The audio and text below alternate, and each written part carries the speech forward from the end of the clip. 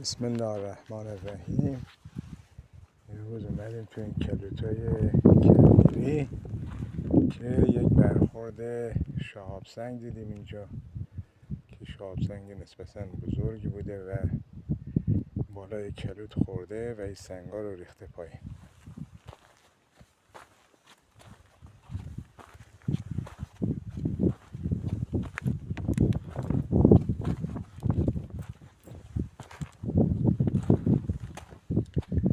اینجا نقطه برخورد بوده و شهاب سنگ احتمالاً زیر خاک باشه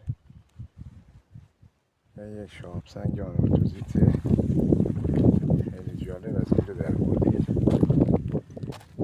محل سوختگی و برخورد و این خود سنگ آنورتوزیت.